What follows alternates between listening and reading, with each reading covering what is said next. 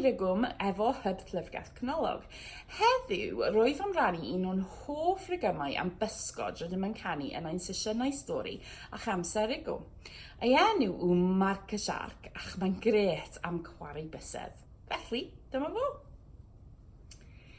Tri pysgodyn yn y dŵr, tri pysgodyn yn y dŵr, tri pysgodyn yn y dŵr, nofio, nofio, nofio.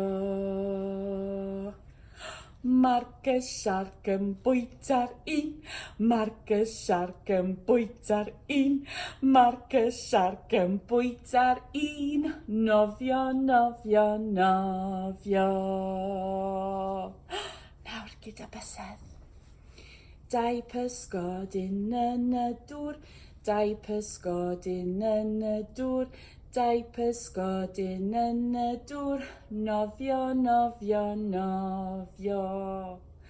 Marc y Siarc yn bwyta un, Marc y Siarc yn bwyta un, Marc y Siarc yn bwyta'r un, nofio, nofio, nofio.